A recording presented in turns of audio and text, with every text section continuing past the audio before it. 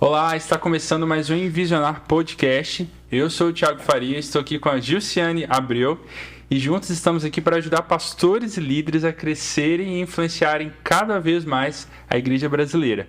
Se você está ouvindo a gente pela Rádio Transmundial, saiba que a gente também está no YouTube. Corre lá, você pode conferir esse episódio em vídeo e outros além dos vários cortes. E se você já está acompanhando a gente pelo YouTube, aproveita para apoiar essa iniciativa, se inscreva no canal, compartilhe esse episódio com outras pessoas, compartilhe os cortes e juntos ajude a gente aí a levar esse conteúdo de qualidade para mais pastores e líderes. E hoje a gente está aqui com outra host, outra anfitriã diferente do Josué, né? A Gil. O Josué está de férias, a gente escalou a Gil, que trabalha com a gente aqui no Visionar, para acompanhar a gente. E aí, Thiago? Bem-vinda, Gil. Muito obrigada pelo convite para participar desse bate-papo com uma convidada tão especial que tem influenciado a vida de tantas pessoas, não só de mulheres, mas de tantos homens também, através da sua influência, do seu compromisso com Jesus. Então, obrigada pelo convite. Para mim é uma honra participar desse encontro hoje à tarde. Muito bom, ela já adiantou aí a nossa convidada de hoje, Luísa Nazaré. Bem-vinda, Luísa. Obrigada. A Luísa vai falar mais sobre ela, com certeza, mas ela é pastora, teóloga... Pastora não, pastora... eu tô te colocando como pastora, né? Veja bem, não arranje problemas na igreja presbiteriana. É verdade. Comunicadora, teóloga, fundadora do Ministério Fluirá, né? Que equipa mulheres a navegarem no caos da vida com calma e confiança no Pai, né? Isso. Então, muito obrigado por estar aqui. A gente acompanha o seu trabalho há muito tempo. Ficamos muito felizes de ter você aqui. Com certeza o conteúdo de hoje vai ajudar muitos pastores e líderes a repensarem o seu dia a dia na prática, nesse relacionamento com Deus. Obrigada, gente, pelo convite. Muito bom estar aqui com vocês.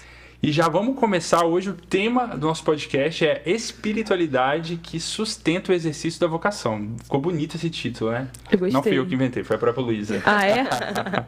Mas a gente vai falar um pouco sobre isso, né, Luísa? Sobre espiritualidade, quanto ela é importante para a vida da pessoa que está no ministério, né? Antes de pensar só o ministério, mas a vida da própria pessoa em si, né? Então, isso é uma coisa que você tem escrito, falado há muitos anos, né? Diversas formas diferentes, né? Diversas mídias diferentes. Então, a gente quer falar justamente começar sobre isso. Por que é importante a espiritualidade no exercício da vocação? Eu acho que é fundamental, na verdade, é essencial, porque é a energia que vai fazer com que a gente consiga estar vivo e frutificando para dar para os outros através do serviço, né? E eu acho que quando a gente está no exercício da vocação, a gente corre esse sério risco de negligenciar o nosso alimentar espiritual, o nosso relacionamento íntimo com o Pai, em prol do fazer por Ele, né? Tem um livro que eu gosto muito que é o Espiritualidade Emocionalmente Saudável, que ele fala que muitas vezes a gente usa Deus para fugir de Deus.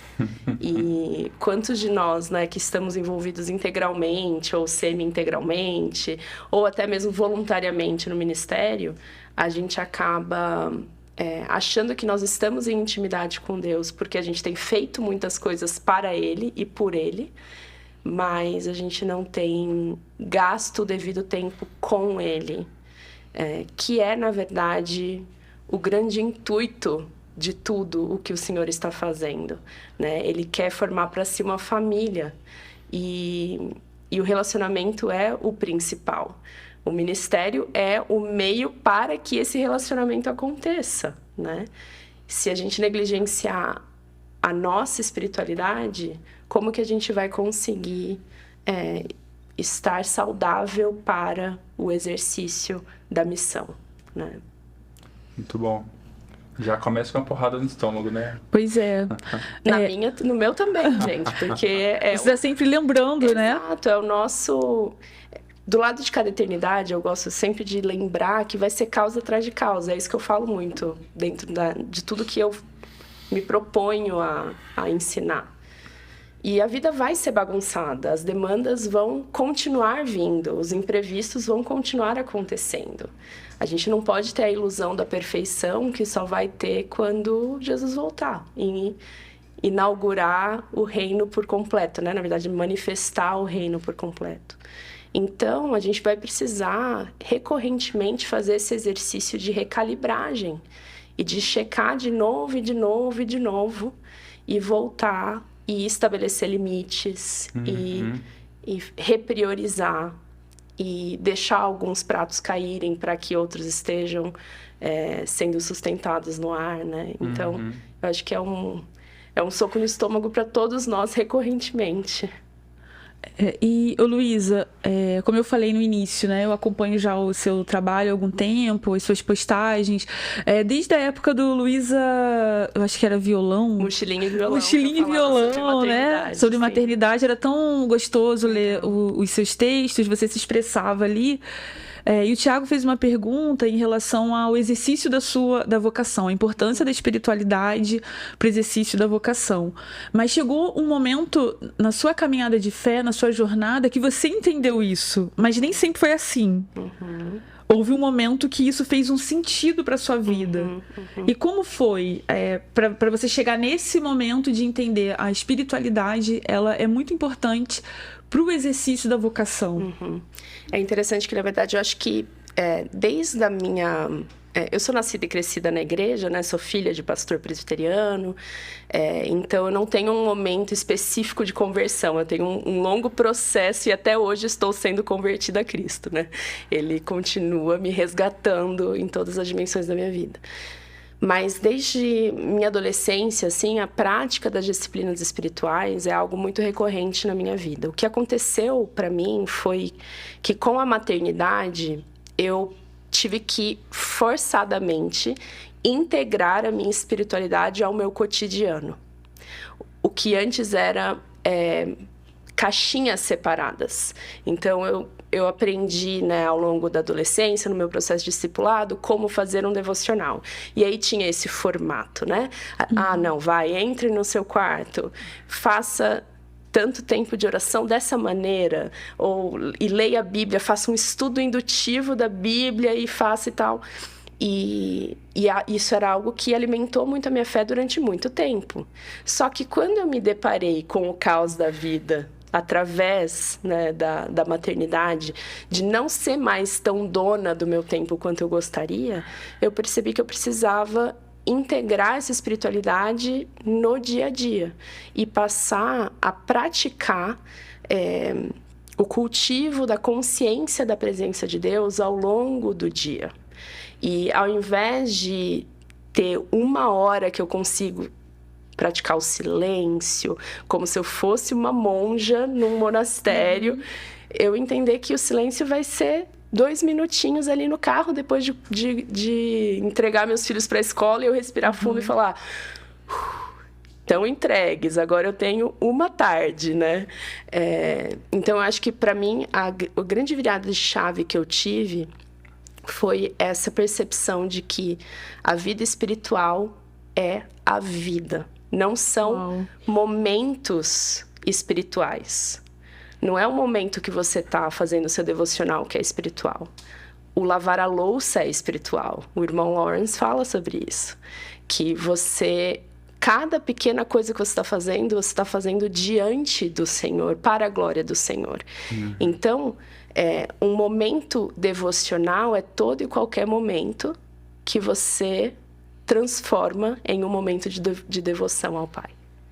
E isso, para mim, foi libertador. Em meio ao caos das demandas da maternidade, de ser uma mulher que estudava, que trabalhava e que estava com muitas demandas. Além do ministério, sou esposa de pastor, então, quantas demandas...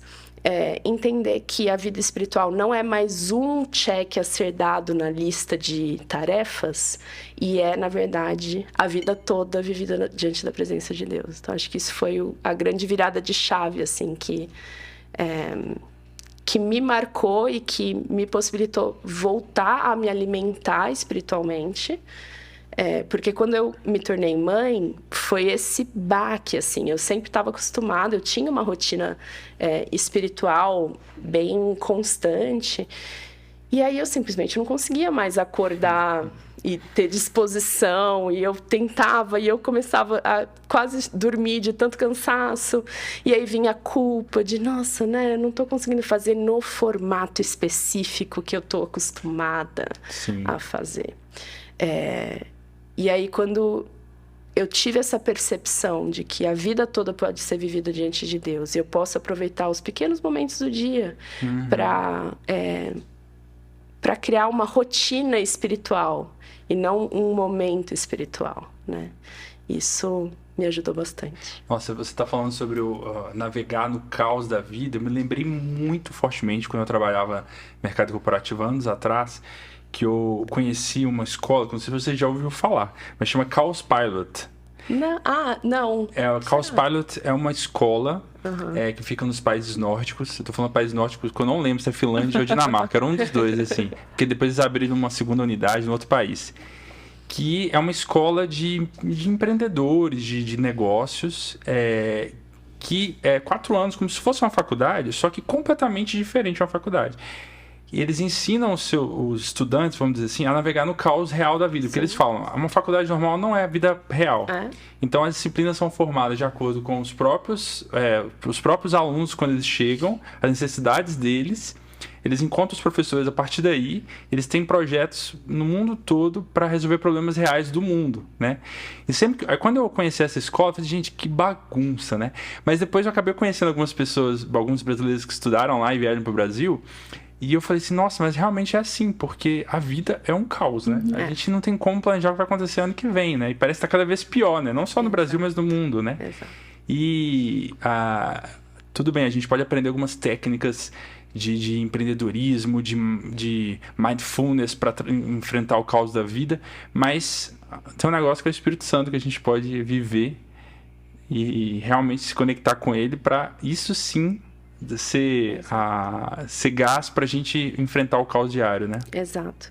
E aí a gente resgatar o valor essencial das disciplinas espirituais, que elas não são um fim em si mesmo. Elas são justamente esse meio de você se manter conectado com o Espírito Santo, sintonizado com o Espírito Santo. O que eu acho que a gente transformou as disciplinas espirituais em coisas tão difíceis de serem praticadas, justamente pelos formatos, né? E pelas expectativas que a gente cria. Eu vou ler, todo virada de ano eu vou... Esse ano eu leio a Bíblia todos os dias. Começa a dieta, exato. E eu acho que a gente precisa integrar como hábitos e entender que são pequenos hábitos e que vão ser... que esses hábitos, eles vão ser... tem que ser maleáveis, precisam ser... Por isso que eu gosto de falar mais de rotinas, de rituais, do que de disciplinas. Porque parece que disciplina é algo que vai envolver ir para a academia, pegar muito peso e ser muito ruim, né? Muito difícil de fazer. E dependendo do ambiente, a disciplina até soa como algo muito negativo. Dependendo do ambiente, não é em todos, mas verdade. Em alguns isso... Se você perguntar para os meus filhos o que é disciplina, eles vão dizer que é negativo.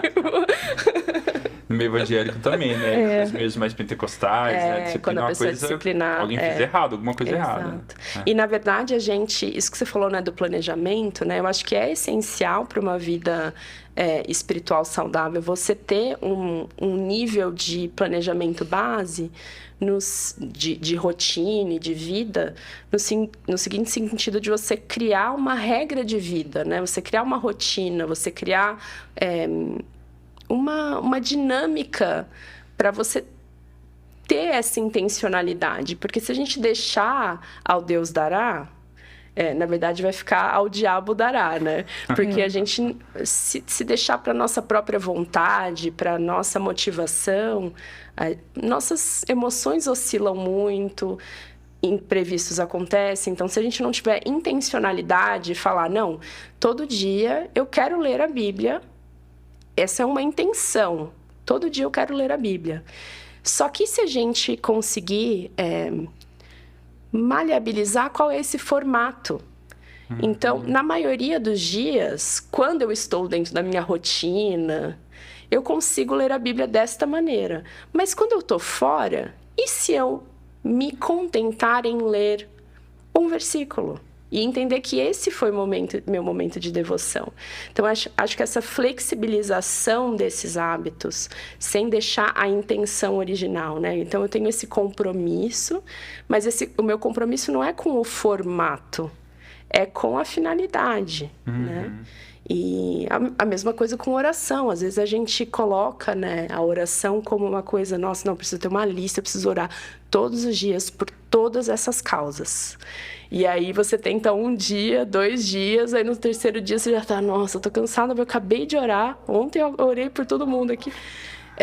Entender que a oração também, existem formatos diferentes de oração e que a gente não precisa ficar preso a um formato só, né? E a gente pode transformar vários momentos em momentos de oração também, né? Antes da gente falar especificamente sobre essas práticas espirituais, ou disciplinas espirituais, que vai ser um assunto muito importante, a questão da espiritualidade ainda, eu acho que é muito difícil para o pastor da igreja e para o líder, um líder que é mais ativo, mais engajado, ele separar, às vezes, seu papel, sua postura de eu sou um filho de Deus, me relaciono diretamente com Deus, da função ministerial, função pastoral. Ele começa a misturar, eu acho, em algum momento, né? Ele vai para a Bíblia já pensando na próxima mensagem, né? Ele já ora do jeito pastor de orar, né? Então, como é que você enxerga isso? Como é que o pastor ele pode separar um pouco essa espiritualidade da função ministerial da vida dele normal, da relação dele com Deus? Eu acho que é importante que isso seja feito também de forma intencional. Eu tenho, quando eu vou fazer meu momento devocional, eu tenho 2 cadernos. Um caderno que é o caderno do ministério e outro caderno que é o caderno Nossa, que legal. da vida. E geralmente o Espírito Santo me lembra, não, agora eu não quero, não é uma reunião de trabalho, sabe? E a gente lembrar disso, não é uma reunião de trabalho. E é claro que, como você tem essa missão e você vai ter insights ao longo da sua conversa com o Senhor e você quer ensinar aquilo para as outras pessoas, né?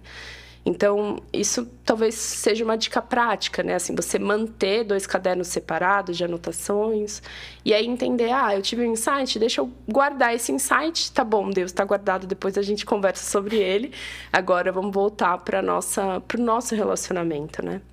E uma coisa que eu gosto muito de relembrar é que o momento de devoção não é um momento pra gente...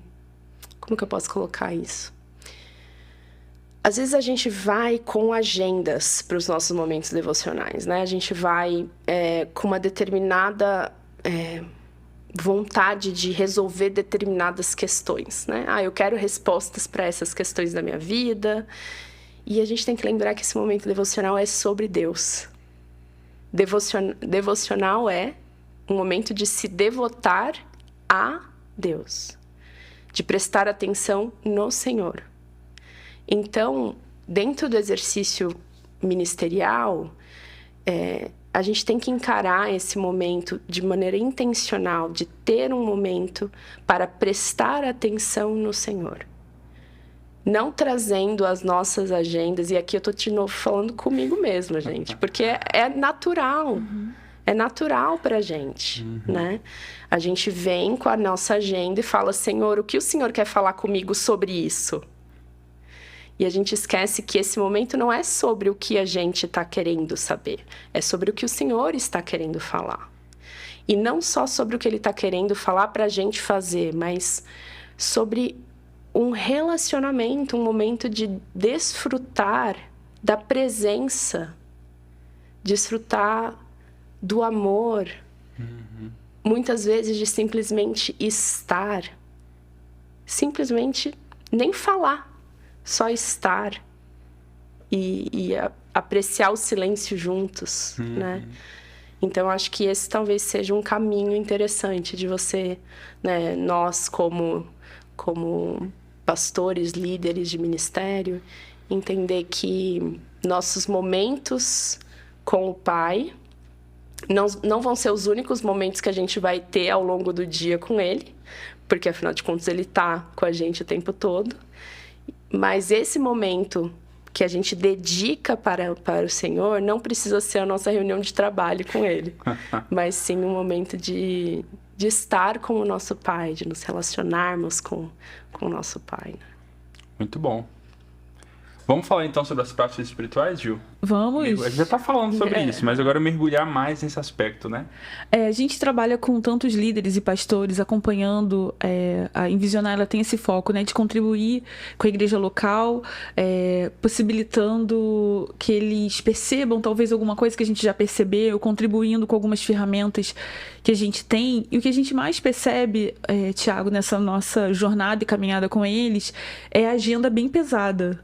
Pastor tem uma agenda bem pesada, líderes têm uma agenda bem pesada. Na verdade, todo mundo que trabalha tem uma agenda bem pesada, mas como o nosso foco aqui são pastores e líderes, e eu acredito que é uma cultura nossa a gente se relacionar mais com as tarefas. Sim. Você falou algo muito interessante, que é a questão da devocional, né? Eu vou devotar a minha atenção a alguém, eu vou parar ali para dar um foco a esse Deus, a esse relacionamento. Mas eu acredito, eu também cresci na igreja, que a gente aprendeu que a devocional é ler a Bíblia e orar. Uhum. Poucos sabem o que é meditar, e as escrituras falam tanto sobre isso, né? Para que a gente possa meditar na palavra. Eu acredito que a gente tem um desafio cultural em relação a isso, até de entender a importância. Sim. Por isso que a gente foca muito o nosso tempo nas tarefas, nas atividades que a gente desenvolve, e fica muito pouco tempo, ou quase nada, ou essa relação ela é muito superficial, e como o Tiago trouxe pra gente aqui também, às vezes o pastor vai ler a Bíblia porque ele tem que preparar a série de mensagens, ou vai fazer alguma palestra, trazer alguma nova informação, mas não para o alimento próprio, que é o desafio. E a nossa conversa hoje tem muito a ver com isso, como ajudá-lo, como ajudar o pastor a ter insights, a ter novas experiências nesse relacionamento dele com Deus. De devocional, o que é a devocional, a questão das práticas espirituais, dos hábitos espirituais. Eu acredito que é no seu livro ou no seu programa que você faz uma releitura sobre isso, sobre as disciplinas espirituais, né? E como a gente ajuda o pastor a fazer isso, ao líder a desenvolver, a criar um hábito de uma devocional saudável? Perfeito. Eu gosto de pensar que os hábitos espirituais, né, que a gente conhece como disciplinas espirituais, são, na verdade, os hábitos do estilo de vida de Jesus. Quando a gente lê os evangelhos, geralmente a gente foca muito no que Jesus fala, né? Então, quando Jesus começa a falar, a gente presta atenção. Mas a gente esquece de perceber as entrelinhas que mostram o que Jesus fazia quando ele não estava ensinando, o que Jesus fazia quando ele não estava servindo. Porque Jesus não ficava servindo o tempo todo. Ele era 100% Deus, mas 100% homem. E uma das coisas que mais me impacta na vida de Jesus é que ele dormia. Isso atualmente também tem sido uma coisa muito impactante para minha filha, para minha vida, porque meu filho tem apenas 2 meses. Exato. E tem sentido na pele a importância de dormir. Exato. E a gente esquece que o sono é uma disciplina espiritual, é um hábito espiritual, porque a vida é espiritual e nós somos seres integrais. Então Jesus dormia. Jesus, Deus encarnado, dormia. Porque eu, réis ser humano, nada Deus. Dormia no caos, né? Exato, dormia no meio do caos, no meio da tempestade. Então, eu acho que esse é o primeiro... a gente precisa estruturar uma rotina de hábitos espirituais sempre a partir desta base do descanso. Então, sempre que eu vou ajudar alguém a estabelecer, a começar uma vida espiritual, eu pergunto para ela, você tem dormido? E você tem tirado um dia de descanso por semana? Essa é a base. E só aí a gente já pega muitos líderes de ministério, muitos pastores. Né? Tem pastor que não tira nem férias, né? Não tira, exato. é essencial que a gente coloque esses limites para reconhecer a nossa humanidade. E ao reconhecermos a nossa limitação, nós estamos honrando o Espírito Santo de Deus, que é o Senhor que está agindo, né? Então, eu acho que esse primeiro passo de estabelecer limites e entender, eu preciso dormir e eu preciso de um dia de descanso. E eu acho que hoje em dia, na nossa era digital 100% conectada, em que parece que pastor está sempre de plantão, né? Eu sou esposa de pastor, então eu sei disso. O pastor está sempre de plantão, pensando, nossa, se alguém me acionar, eu preciso estar conectado. Mas nós precisamos estabelecer esses limites para nossa energia e saúde ser preservada. Porque o Senhor, quando o Senhor fala sobre negar-se a si mesmo, Ele não está falando sobre a gente viver uma vida desregrada, uma vida que se drena o tempo todo, né? Então, acho que esse primeiro passo seria, quanto você está dormindo? Você está tirando um dia de descanso? Segundo, quais são os limites para o seu uso com tecnologia? Isso, para mim, também é uma disciplina espiritual, hoje em dia. É a disciplina espiritual contextualizada à nossa era moderna. Quais têm sido os seus limites com relação ao mundo digital? Quando é que... Eu gosto de brincar. Quando é que você coloca o seu telefone para dormir? Porque você tem que dormir, mas o seu telefone tem que dormir antes de você. Então, quando é que você coloca o seu telefone para dormir? Faz uns 2, 3 anos que eu tentei instituir esse hábito aqui particularmente. Meu marido não entra muito nessa ainda, porque ele é pastor, ele não consegue. Mas às 6 horas da tarde eu não vejo mais WhatsApp, não vejo mais nada. E isso tem me ajudado muito a preservar o meu ânimo, preservar a minha saúde emocional, preservar a minha saúde espiritual, né? E então eu desligo não, mas não vejo mais nada no celular a partir das 6 da tarde, e eu me coloquei como um propósito de só olhar o celular 1 hora depois de ter acordado. E eu faço... Como que eu fiz isso? De maneira bem prática. Eu deixo o celular longe da minha cama. Eu deixo ele carregando na sala. Então, eu acordo, faço as minhas coisas, faço minha devocional. Se você falasse isso há 10 anos atrás, ninguém acharia estranho. Ninguém acharia estranho, mas hoje em dia parece assim, gente, que mulher é essa? Que coisa louca é essa? Exato. Você já acorda olhando pro celular, aquele desespero. Exato, E eu acho que isso é uma forma da gente honrar o nosso tempo, honrar o nosso Senhor, honrar aqueles que o Senhor nos deu para servir, né? E estarmos saudáveis para o exercício da vocação, né? Então, integrar muito, muito além do que a gente religiosamente acha que é uma disciplina espiritual, um hábito espiritual, e entender que a vida toda é espiritual e existem essas... Quando a gente está colocando limites e honrando o nosso tempo, a gente está fazendo algo espiritual, né? E aí, especificamente sobre essa questão devocional que você trouxe, uma das coisas que eu gosto muito de ensinar nos meus programas e para as meninas que eu discipulo na igreja e tudo mais, é que existem estilos diferentes de devocional, porque existem estilos diferentes de pessoas. E eu sempre vi muita gente frustrada, porque simplesmente, cara, eu não consigo me concentrar, sabe? Eu sento, eu não consigo ficar em silêncio, não consigo me concentrar, não consigo... E para mim é muito fácil porque eu tenho esse perfil mais introvertido, eu gosto de ler, eu gosto de estudar. Então, para mim, me deixa uma manhã que eu vou, entendeu? Mas tem gente que não consegue.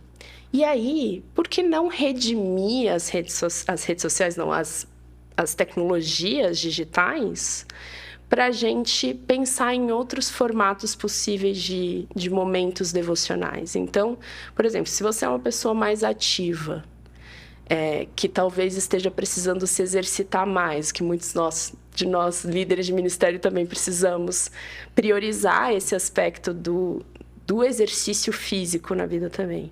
Por que não unir uma caminhada com um áudio da Bíblia? E fazer deste momento o seu momento de caminhar com o Senhor. Você vai caminhar, você ouve a Bíblia ali, e conversa com o Senhor em oração e medita sobre aquilo que o Senhor falou com você através desse texto, né?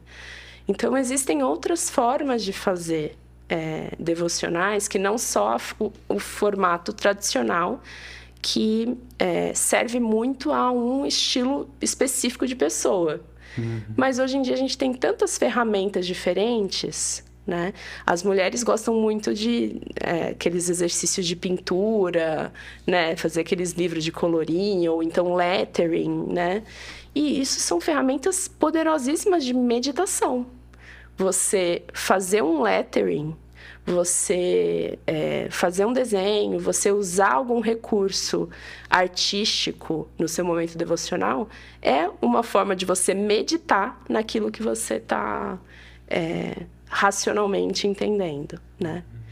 Então, existem muitas possibilidades ali que a gente tem que Você pensar. falando sobre isso me lembrou de um livro chamado Conexões Espirituais, que o autor fala de 9 estilos de devocional diferentes, justamente que não é só esse o que você citou, né, de eu sentar, ler, concentrado. Ele fala sobre essas outras formas, contemplativo, né, que envolve música, que envolve arte, né, mas de alguma maneira eu tenho que encontrar aquilo que faz sentido para mim, que eu me conecto com Deus, né, e buscar nesse meu formato específico me aproximar dele, né. Agora, você já citou alguns exemplos e tudo mais, mas pensando agora do ponto de vista do texto bíblico, né, quais outras dicas você daria para um pastor ou um líder que, ainda nesse desafio de tentar separar a parte ministerial da sua vida relacional com Deus, como é que ele pode se aproximar do texto bíblico? O que ele pode fazer para criar essa conexão mais profunda com o Pai? Olha, eu acho que nós todos que vivemos após o iluminismo estamos viciados muito na racionalidade, né? Nós tendemos muito à racionalidade com muita facilidade. E eu acho que pastores e líderes com algum tipo de formação teológica já vão correr esse sério risco de pegar um texto e tentar destrinchar esse texto e procurar qual que é o significado da palavra no original, né? E já pensar em aplicações. Então, é um vício. Opa, perdão, gente. É um vício de leitura, né? E algo que eu acho que é muito essencial que a gente relembre é que Cristo é a palavra de Deus. E a Bíblia nos foi dada para revelar Cristo. Então, quando a gente está lendo qualquer texto, esse texto está nos apresentando Cristo, vestido naquele texto. Só isso já me dá um senso de maravilhamento tão grande de que como que eu posso tentar destrinchar isso racionalmente logo de cara, sem entender que isso daqui é o Cristo sendo revelado para mim através dessa palavra. Então, eu acho que essa primeira percepção de que quando você se aproxima da Bíblia, você não está se aproximando só de um texto antigo que precisa, sim, ser interpretado dentro do seu contexto histórico-cultural. Você está se aproximando do Cristo, que se reveste dessas palavras para falar com você. Então, é um encontro pessoal com Jesus. E isso já dá um outro senso, se eu entender. Não, esse meu momento agora de leitura é um momento de encontro pessoal com o Cristo que vai se revelar a mim através dessas palavras. E eu acho que, especificamente, nós, como líderes de ministério, vai existir um momento do estudo, sabe? Entender que vai existir um momento de me debruçar para estudar. E tirar o momento devocional para ser um momento de relacionamento com essa palavra. E aí existem outras formas de leitura da palavra que não sejam tão racionalizadas quanto o estudo. Especificamente a Lectio Divina, que é uma leitura tradicional da nossa história cristã, que é uma leitura calma e orante da Bíblia, e que se assemelha muito mais à meditação, né?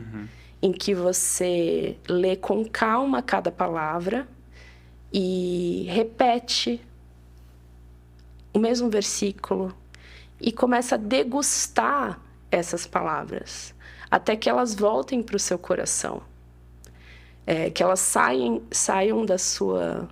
só do seu intelecto e elas entrem no seu coração, né? Então, acho que esse é um exercício de leitura diferente da Bíblia, para nós que já temos uma tendência natural a ler mais racionalmente e tentar interpretar, para trazer a palavra do Cristo que está se revelando ali para nós, para o nosso coração. Eu acho que a gente precisa tirar esse tempo devocional para ser um tempo de amor. Não é um tempo de estudo, é um tempo de amor, de relacionamento. E aí uma coisa que é importante eu trazer, que também eu gosto sempre de reforçar, porque geralmente quando a gente tem essa ideia do devocional, a gente tem uma expectativa de como a gente vai se sentir depois desse momento de relacionamento de amor, né? E às vezes, quando a gente não se sente de determinada forma no final, a gente fica frustrado ou pensando, nossa, não valeu a pena, sei lá, eu fiz alguma coisa errada, né? E eu gosto de usar um paralelo do jantar em família. Todo dia você janta em família na mesa. Tem dias que eu olho para o meu marido e depois do jantar à mesa, a gente teve uma conversa super profunda, de coração, e eu olho e falo assim, nossa, eu tô muito apaixonada por você. Mas tem dias que é só um jantar, igual a todos os outros, né? E um relacionamento de intimidade envolve o silêncio, envolve o comum. Não é o tempo todo você em êxtase, nossa, como eu amo o Senhor, eu sou completamente apaixonada pelo Senhor, estou completamente maravilhada. É claro que nós temos esses momentos, e são momentos únicos que a gente tem que, né, guardar assim no nosso coração, mas nem todos os momentos que a gente vai ter com o Senhor vão ser momentos assim. E isso não significa que o Senhor não estava lá. Isso não significa que aquele momento não valeu. Porque, apesar da gente não sentir, o Senhor está. O Senhor está presente. Apesar da gente não ouvir, o Senhor está falando. O Henry Nouwen, que é um dos autores da formação espiritual assim, que eu mais admiro, ele fala que nós vivemos vidas absurdas e que o absurdo vem de surdez. É tanto barulho, é tanta agitação, que a gente se torna surdo para aquilo que o Senhor está falando. Não é que Ele não esteja falando, Ele está falando. Só que Ele está falando no sussurro, Ele está falando no cotidiano, nas coisas do dia a dia, nas coisas bem pouco extraordinárias. E num longo processo. Deus demora. Sim. Porque Ele é eterno e a gente quer. Nós que somos como capim, né? E Luiz, eu não lembro se eu li algum texto que você produziu, se foi algo que eu ouvi, mas falando sobre o hábito. E você falou algo, né, que a gente precisa ler, que vai pra mente, depois vem pro coração, que às vezes é um processo. Então a gente precisa de hábitos, a gente precisa de constância. Para a gente desenvolver uma espiritualidade saudável, a gente precisa de constância para que isso aconteça. E eu lembro que isso me marcou muito e me deu insights quando eu li. É muito bacana isso, sobre os hábitos, porque a gente tem hábitos. Você falou um pouco sobre isso. Todos nós temos muitos hábitos. O desafio é trocar o hábito. Então, a gente tem hábito de não fazer devocional. A gente tem hábito de utilizar o momento devocional para buscar talvez conhecimento intelectual, para que você compartilhe, ensine. Como é esse processo da gente mudar os hábitos? Porque hábitos todos nós temos. Posso ter um hábito de uma má alimentação, eu me alimento muito mal, e tantos outros hábitos que a gente tem. E como a gente percebe isso e transforma? Qual é a dica que você dá pra gente? Olha, eu acho que tem tantos livros bons de formação de hábito hoje em dia, e eu acho que isso é algo que a gente precisa incorporar na nossa percepção de redenção, né? Que você ter o conhecimento de como formar um bom hábito é tão redentivo quanto você ter um conhecimento de como ler bem a Bíblia, né? E às vezes vai ser tão impactante quanto você saber como formar um hábito na sua vida, porque a partir disso você vai conseguir usar esses recursos para incorporar aquilo que precisa ser incorporado, né? Então, eu acho que isso é muito interessante mesmo que você citou, porque nós somos seres litúrgicos, né? No sentido de nós temos rotinas, nós gostamos de rotina. Todo mundo gosta de rotina, todo mundo tem uma rotina. É que nem todo mundo percebe que tem uma rotina, mas todo dia, assim que você acorda, você faz a mesma coisa. Antes de tomar café da manhã, você faz a mesma coisa. Você está habituado a isso, né? Então, nós precisamos nos reabituar a viver conscientes da presença de Deus e intencionalmente buscando encontrar Deus em meio a nossas rotinas que já existem, né? Sem que isso sejam grandes eventos, são só pequenos encontros, né? E aí eu gosto de pensar, por exemplo, como que os monges beneditinos tinham uma regra de vida em que eles tinham intencionalmente, no meio-dia, eu vou parar de trabalhar e vou lembrar que Deus existe, né? Assim, porque, na verdade, é isso que acontece. Às vezes a gente faz o nosso momento devocional no começo do dia e depois a gente vive o restante do dia como se Deus não existisse. Ou pior ainda, isso quem faz devocional. Tem muito crente que vive como um ateu. É um ateu praticante. Na prática é ateu. Por quê? Não vive com a consciência da presença de Deus, da graça de Deus e da disponibilidade da graça de Deus para o exercício diário dos desafios. Eu acho que se a gente entendesse que o Espírito Santo é o Cristo ressurreto, presente com a gente, e que esse Cristo ressurreto é a fonte de toda graça e sabedoria para se viver, e que esse Espírito está disponível para nos empoderar. Se a gente tivesse essa consciência, a gente não ia orar, sabe? E não é só orar no momento devocional. É assim que a preocupação chegou, transformar essa preocupação em oração. Falar, Senhor, isso daqui veio no meu pensamento, eu quero entregar para o Senhor e eu quero me dê graça e sabedoria para lidar com isso. Isso no meio do dia, né?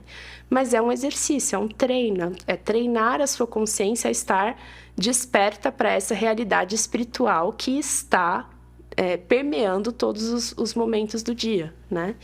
E aí essa questão dos hábitos, que é muito importante também a gente lembrar, e eu acho que a nossa era não facilita isso, porque nós somos muito imediatistas, o hábito leva tempo.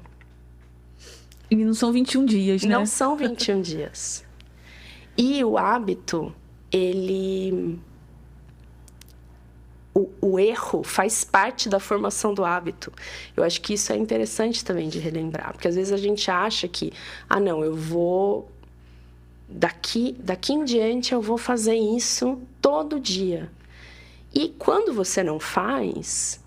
Às vezes a gente é 8 ou 80 e entende, não, hoje eu não fiz, então acabou, vou zerar. Mas se você não zerou, o dia que você não fez, não invalidou todo o progresso que você já fez até ali naquela construção daquele hábito. Na verdade, é uma oportunidade para você aprender como flexibilizar para que aquele hábito permaneça em dias como esse, que aquele formato que você estava treinando não funcionou. Então, quando você se apega mais ao compromisso do que ao formato e entende que o erro faz parte do processo de aprendizado do hábito e que o erro não invalidou todo o progresso que você já fez, você lembra que amanhã não, hoje, ainda há tempo de eu pensar numa outra forma de eu ler a Bíblia. Uhum. Amanhã já passou? Tá bom, já passou. A Bíblia tá ali, tá no meu celular, a Bíblia. Nossa, tá no meu celular. Eu consigo abrir, ler um versículo e ter um momento intencional de me relacionar e de devotar o meu amor ao Senhor. Sim. Né? Então, acho que você falou de uma coisa que eu fiquei pensando, né? Mudar a forma como eu vivo o meu dia a dia para quebrar um pouco aquela separação que a gente faz entre o sagrado e o profano, né? De pensar que a vida toda é espiritual, né? Uhum. Eu vi uma experiência essa semana passada, que eu tive que fazer uma viagem rápida para São Paulo e voltar. E normalmente dessa cultura acelerada e imediatista que a gente vive, eu já vou assim, ouvindo um podcast, ouvindo uma mensagem, ouvindo um áudio. Só que eu tive que voltar e minha família toda estava dormindo. Eu não podia colocar nada no celular, até porque eu estava dirigindo, não pode mexer no celular quando dirige. E eu falei assim, tá, eu vou ficar em silêncio. Foram os 25 minutos mais assim, excepcionais dos meus últimos 2 meses. Assim. Eu fiquei pensando, gente, quantas coisas eu sonhei, pensei, orei. Imaginei 25 minutos. Eu não imaginava que era possível tanta coisa em 25 minutos. Porque eu tive um tempo livre, sem poder mexer no celular, sem falar com ninguém. Simplesmente eu e Deus. Eu pensei, gente, por que eu não faço mais isso, né? E até já entrando nesse assunto, né? Sobre desconexão e reconexão. Ou desacelerar e reconectar, né? Por que a gente vive vidas tão aceleradas, Luísa? Eu não quero que você faça uma análise antropológica profunda, mas por que a gente está tão acelerado assim nossa vida hoje, né? Eu acho que isso é um pouco do motivo de vários problemas nossos, né? Muitos problemas. Nós temos ofertas constantes para vivermos desatentos, né? E a gente perdeu a noção do tempo. A gente perdeu a noção do tempo que a vida leva para acontecer. Se a gente for parar para pensar, uma coisa que eu gosto de brincar, que tem, né, gente que fala, não, porque a oração de Jesus era de madrugada, então a gente precisa acordar de madrugada para orar, porque madrugada é... E no monte, às vezes no monte. E a gente esquece que horas que Jesus ia dormir. Que horas ele ia dormir? 6, 7, talvez? Que horas ele acordava? 3.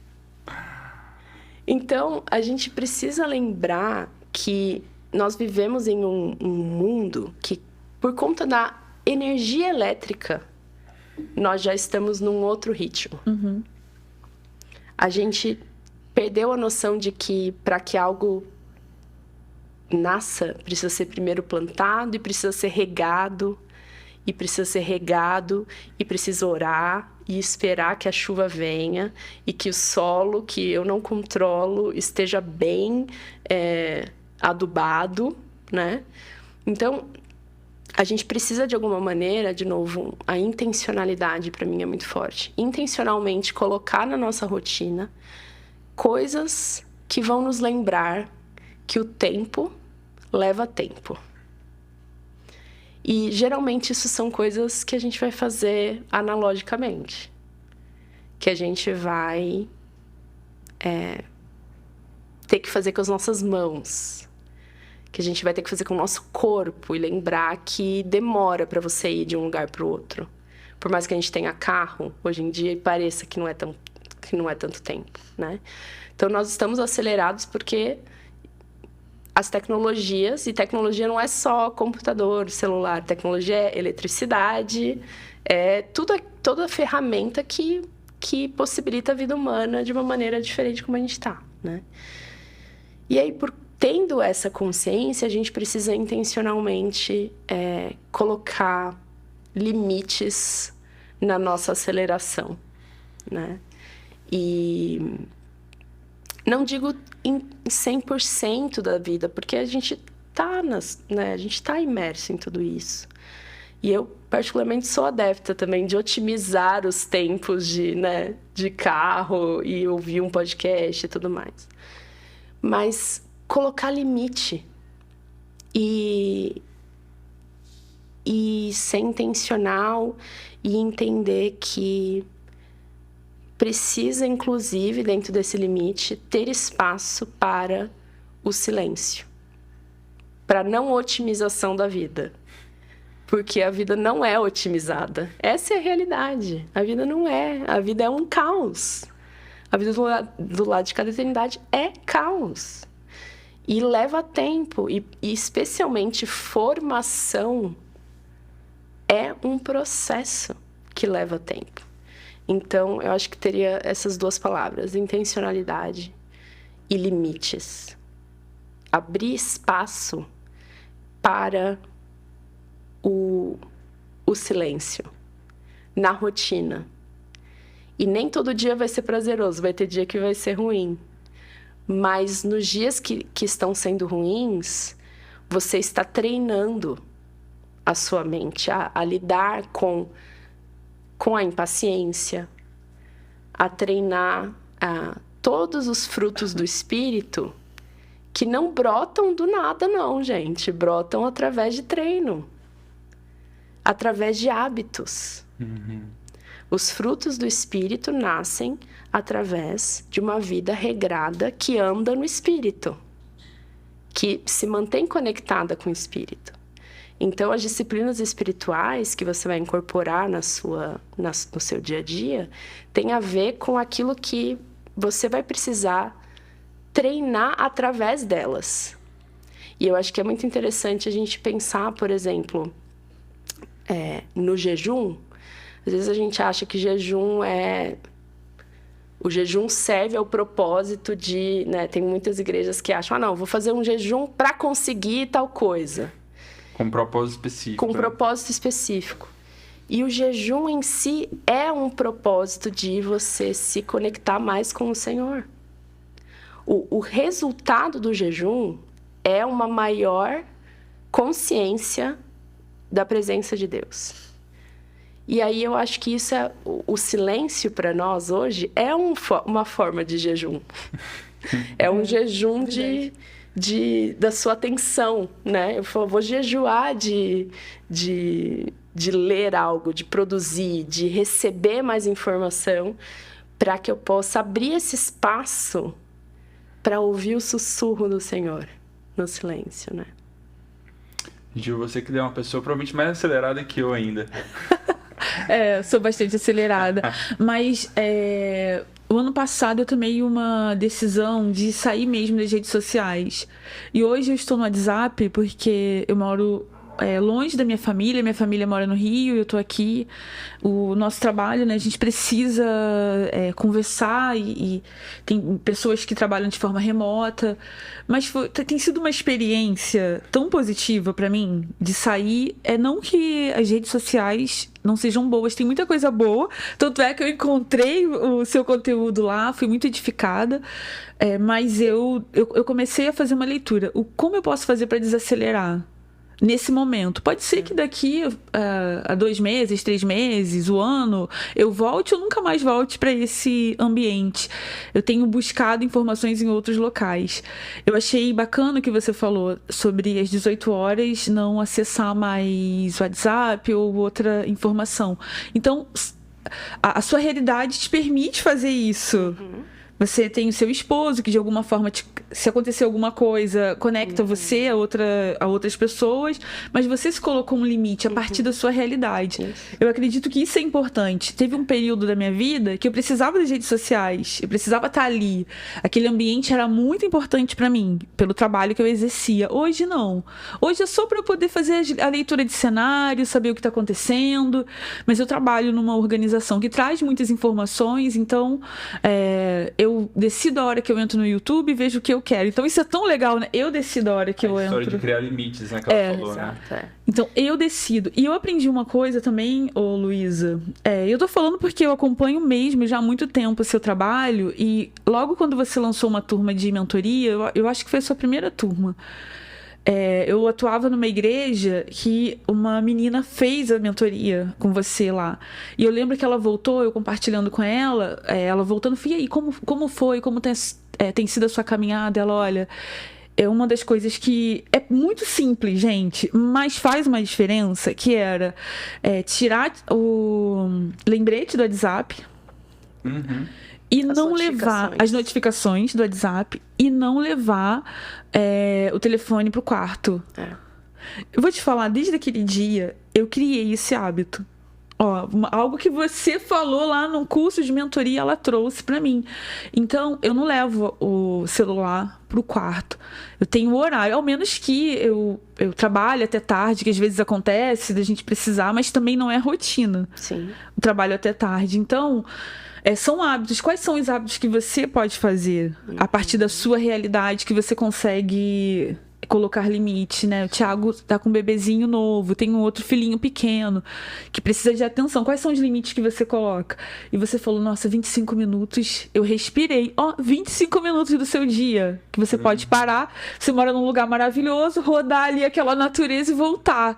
Então, eu comecei a buscar gatilhos, assim, que eu pudesse desacelerar. Porque a pessoa que já é muito acelerada, quando ela tá mais acelerada, ela é naturalmente agitada. Então, quando ela ainda está naquele momento de mais pilha, de mais acelerada, então, muitas vezes você acaba potencializando problemas que eram tão pequenos na sua caminhada, porque você não parou para ouvir direito. E eu comecei a fazer, assim, uma leitura do meu ano, uma leitura... Já estava quase no final do ano, quando eu tomei essa decisão, foi em outubro. Quantas pessoas eu posso ter magoado porque eu estava acelerada? Não porque eu sou uma pessoa má ou ruim, mas porque eu estava acelerada demais. Então, quando eu comecei a colocar o pé no freio, faz uma diferença. Total. Que é real. Total.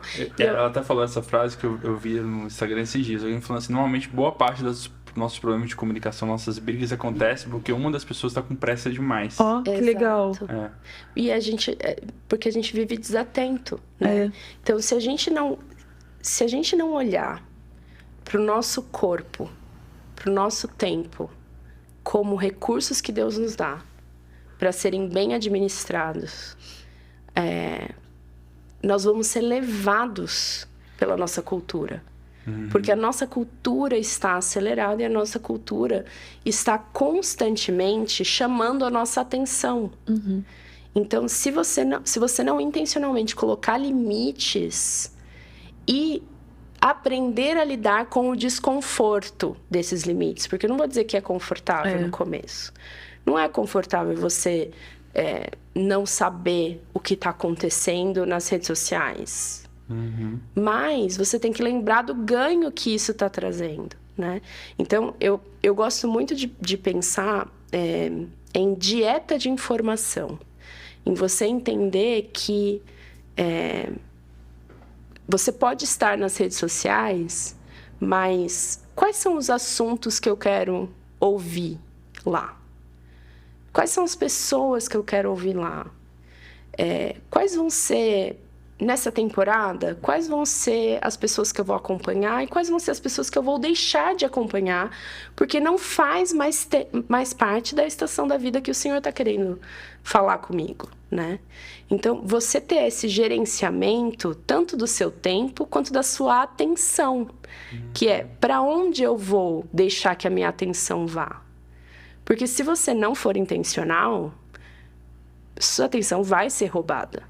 E é muito fácil de ser roubada. Porque as redes sociais, qual é o negócio delas? Qual é o core? Como é que elas ganham dinheiro? Com atenção. Ela vende a sua atenção para pessoas que estão pagando para ter a sua atenção. Sim. Então, se você não for senhor da sua atenção, para a glória de Deus, se você não pegar a rédea e falar, opa, eu vou gerenciar para onde vai a minha atenção. Porque o Senhor me deu uma atenção limitada, meu tempo é limitado, minha energia é limitada. Então, eu vou colocar limite também aqui. E eu acho que isso é é tão bom viver numa era em que está tudo tão ao nosso alcance, mas ao mesmo tempo é tão ansiolítico isso, né? Porque justamente está tudo tão ao nosso alcance. Dizem que tem a ansiedade da escolha, né? Que é você tem tanta coisa que você não sabe. É o Netflix, que você fica lá, tipo assim, às vezes você passa a noite só procurando, não acha e você fica frustrado. Exatamente. Então, diminuir limites. E eu acho que isso era uma das coisas do estilo de vida de Jesus também. A simplicidade, né? Sim. E a gente ter a simplicidade como um estilo de vida. Diminuir a quantidade... Isso, de novo, falando para mim mesmo. Diminuir a quantidade de livros. Diminuir a quantidade de podcasts. Diminuir a quantidade de canais do YouTube. Diminuir a quantidade de cursos. Diminuir a quantidade de séries de Netflix. Só isso a gente já vai perceber... Nossa, como eu tô mais leve. Não preciso de tudo isso. Eu não preciso dar conta de todas essas coisas, de estar informado de todas essas coisas. E aí, vamos para mais um soco na nossa barriga aqui. O quanto que essa nossa necessidade de estarmos informados de tudo não diz sobre o nosso orgulho. Com certeza. A nossa falta de consciência de quem nós somos. Nós não somos oniscientes, não somos onipresentes e não somos onipotentes. Então, a gente precisa lembrar, eu tenho limite. O meu cérebro tem limite, o meu corpo tem limite. E tudo isso é honrar a Deus. Eu dormi. O que eu vou escolher no Netflix é espiritual. O que eu vou comer é espiritual. Quem eu vou seguir é espiritual. Quem eu vou ouvir é espiritual. E de novo, algo que tem feito muita diferença na minha vida. Às vezes a gente quer se alimentar espiritualmente por tabela, né? Então a gente acha que, eu estou lendo tantas coisas espirituais, estou ouvindo tantos podcasts, estou vendo... Hoje em dia, com o cardápio de pregações disponíveis, tem gente que no domingo, eu vou ouvir pregação da minha igreja, da lida, lá. E aí a gente acha que a gente está se relacionando com Deus. Não estamos. Nós estamos ouvindo sobre Deus. Sim. Mas não estamos com Deus. E vem a ilusão, né? É aquela falsa ilusão de que a gente está se relacionando. E não está se relacionando. Não estamos. Nós precisamos do tempo com a palavra. Com o Cristo revestido da sua palavra. Para ele falar diretamente ao nosso coração. O meu filho fez 2 anos ano passado.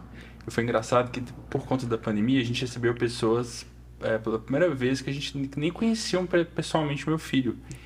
E aí, foi engraçado algumas pessoas chegando e tentando se relacionar com ele como se conhecessem, porque eles viam 1 milhão de stories pro Instagram e eu senti em algumas dessas pessoas frustração, tipo, mas ele não tá conversando comigo tanto quanto eu gostaria. Nossa, eu conheço tanto ele, mas não, você não conhece ele, você não se relaciona com ele, você vê imagens, fotos dele, você criou uma imagem dele, mas você não se relaciona com ele. E aquela experiência pra mim foi muito marcante, porque eu fiquei pensando, será que não é a mesma coisa muitas vezes com Deus, né? Exatamente isso que você falou. Exato. Eu ouço pessoas falando coisas sobre Deus, mas eu não tô indo diretamente a Ele, né? Parece que eu tô indo a Ele, mas não tô, né? É uma mentira, né?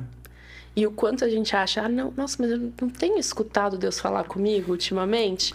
Mesmo eu ouvindo tantas pregações, lendo tantos livros. E talvez porque justamente o que Deus está querendo falar com você. Através da palavra dele.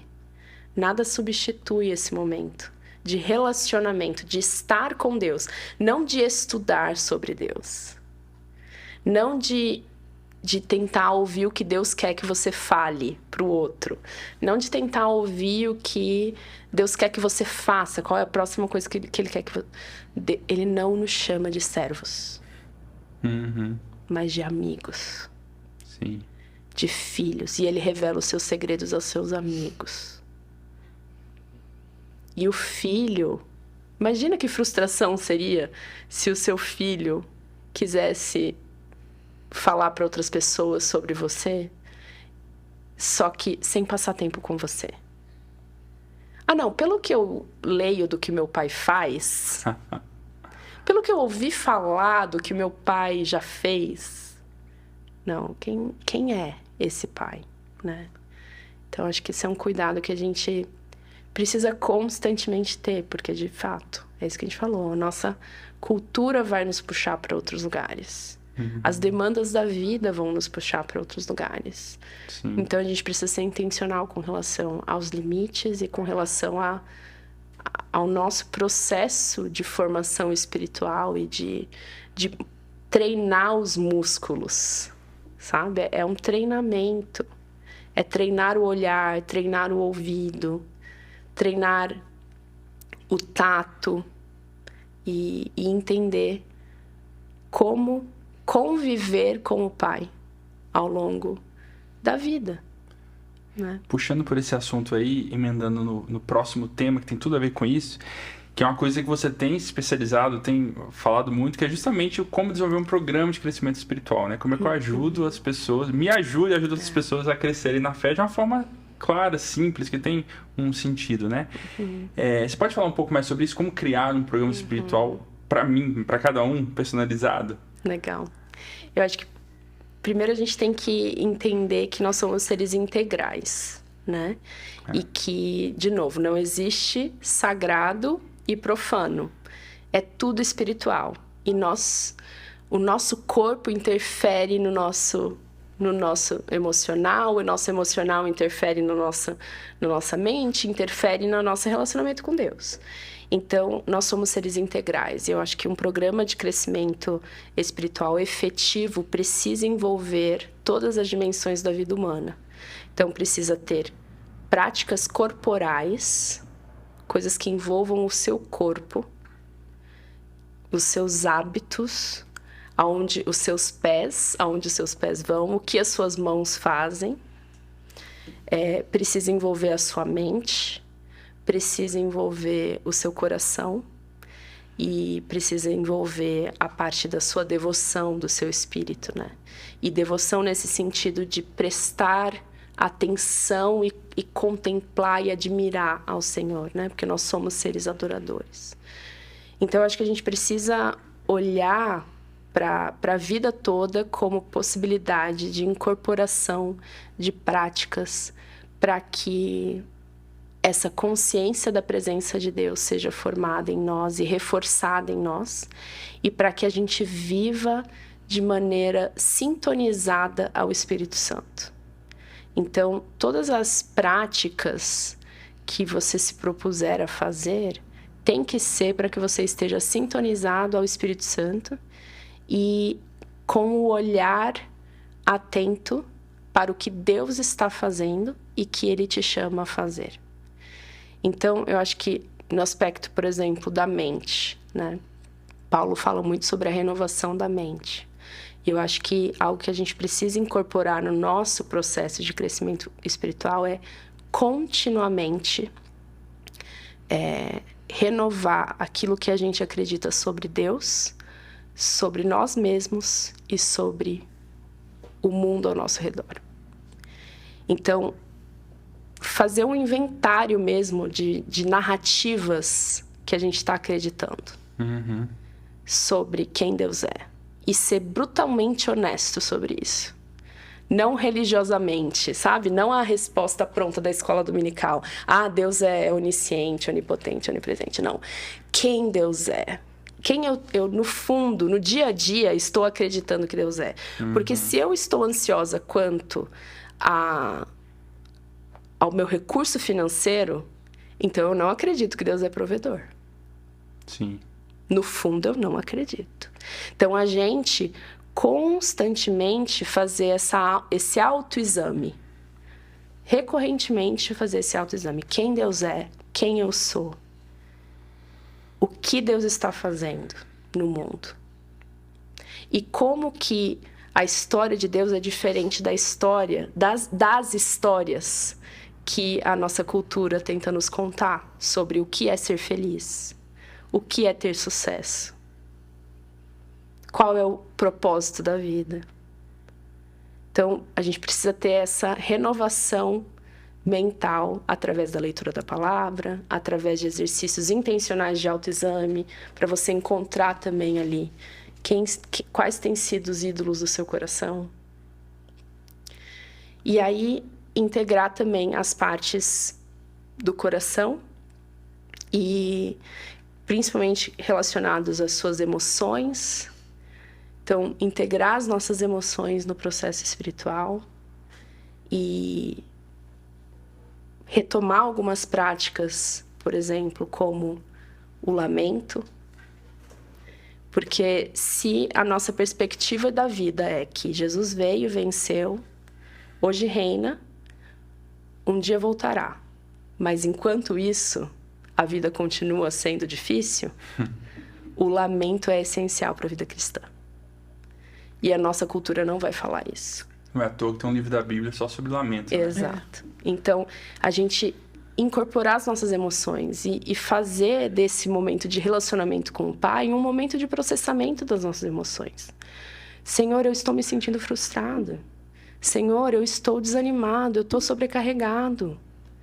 Ser verdadeiro com o Senhor. Porque às vezes a gente, de novo, né, tem um jeito de orar para demonstrar fé. E parece que ter fé significa você nunca duvidar. Isso não é verdade. Ter fé significa duvidar na presença de Deus. Falar, Senhor, eu creio, mas me ajuda na minha incredulidade. Eu quero, mas me ajuda nas partes que eu ainda não sei como, né? Então, essa parte do processamento das suas emoções diante do Pai.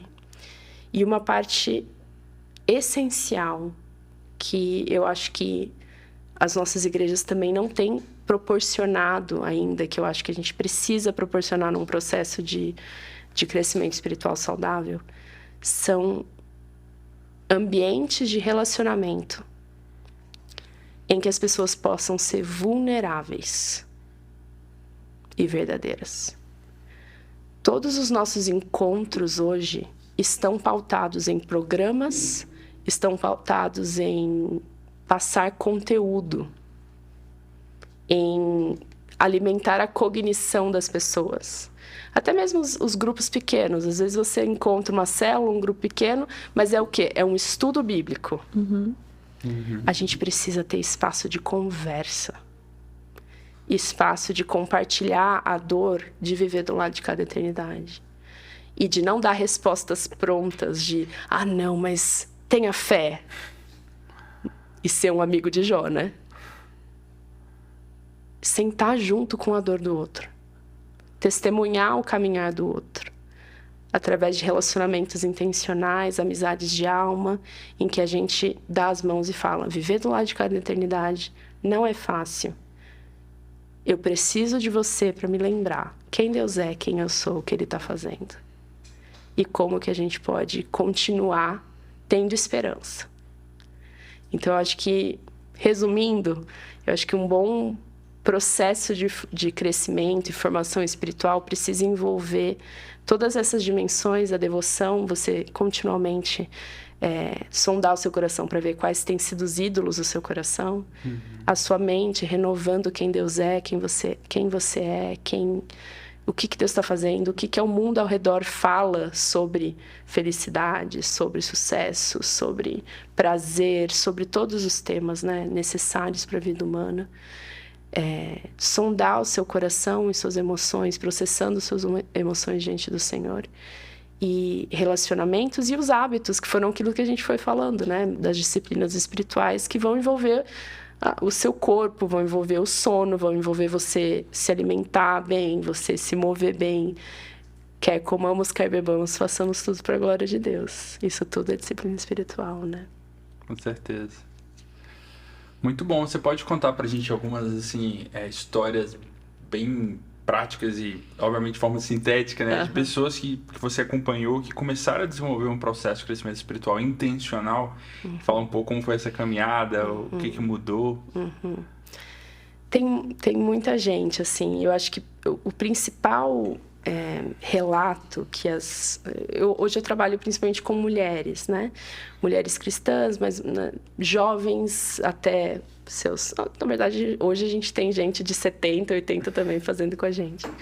Porque o que a gente percebe é que o tipo de caos muda, mas o caos não muda, né? Então, a gente consegue se encontrar e falar sobre as dificuldades que a gente sente de inseguranças e de desconfortos, quaisquer sejam os caos que a gente está vivendo, né?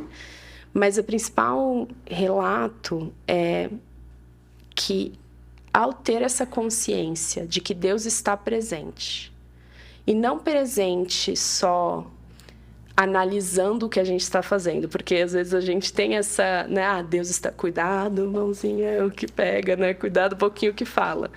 Não, Deus está presente, te capacitando, te acompanhando, te encorajando, te consolando,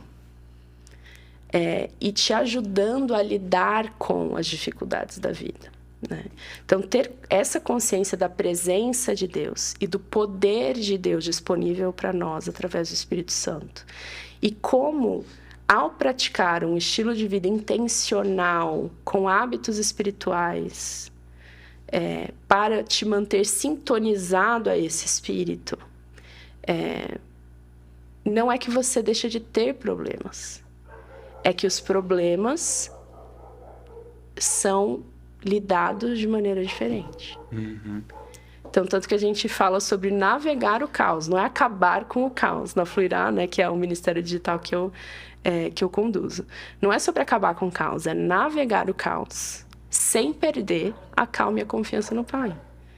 É como que a gente pode treinar o nosso olhar, o nosso ouvido, o nosso coração a descansar no Pai e a lidar com os imprevistos, com as dificuldades da vida, sem se desesperar. Você falou isso, eu lembrei de uma cena de um filme muito legal, que é antigo já, o MIB, Homens de Preto, lembra aquele filme? Tem uma cena que o cara que é o agente antigo, né, tá treinando novo, que é o Will Smith, né? E aí o Will Smith sai correndo assim, porque ele tá perseguindo um ET lá, desesperado, e o Tommy Lee Jones, que é esse agente antigo, né, olha assim com calma, vai andando com calma, pega o carro dele e chega na mesma velocidade do Will Smith que foi correndo, né? Ele fala, mas por que você não tá desesperado correndo? Ele fala assim, mas todo dia o mundo tá acabando. Todo dia é um novo desafio, eu não preciso sair correndo desesperado. Eu sempre lembro dessa cena, situações assim, né? Parece que você vence um caos, vence o outro, aparece outro. Se eu vou ficar desesperado sempre, eu vou morrer, né? De ansiedade. Exatamente. Muito bom, foi um papo muito bom, né, Gil? Foi um papo inspirador. E, Luísa, conta pra gente um pouco do seu trabalho com as mulheres, porque temos pastores que têm as suas esposas, que também, muitas delas são engajadas ministerialmente, mas independente de ter um engajamento ministerial, o trabalho que você desenvolve é para a vida da mulher. Temos muitas pastoras, líderes. Como esse ministério funciona e como elas podem, de alguma forma, se conectar a eles? Legal. Então, eu fundei esse ministério chamado Fluirá, que é um ministério baseado no digital hoje, que tem como foco equipar mulheres inquietas, ocupadas, sobrecarregadas. Só algumas, então, provavelmente. Meia dúzia só no mundo, né? Seja qual for, né, a fase da vida, seja qual for o desafio da vida, a conseguirem navegar o caos com calma e confiança no Pai. E a gente faz isso através de um programa de crescimento espiritual que a gente conduz turmas durante um ano. E durante esses 12 meses, a cada mês, a gente traz um estudo bíblico para a renovação da mente, uma prática espiritual para o cotidiano, para integrar no cotidiano, uma Lectio Divina, que é uma meditação guiada, né, para conseguir conectar aquele estudo racional ao seu coração. E a gente faz também uma roda de conversa, então, digital, em que a gente pode partilhar a caminhada, vivenciar e testemunhar a dor uma da outra. E tem sido, assim, um ambiente de cura muito, muito bom, assim, muito importante a gente tem visto, assim, na vida de muita gente. E a gente serve também, né, além do programa de crescimento espiritual, a gente serve através de conteúdos gratuitos na internet. Então, vocês encontram aí a Fluirá no YouTube, tem um podcast da Fluirá, tem também um Instagram. E é isso. É muito legal, porque eu não sou tão novo assim mais, né? Então eu acompanhei ao longo da história assim, a Luísa que é filha do Ricardo Agreste. Depois, não, a Luísa que é esposa do Paulo Nazaré.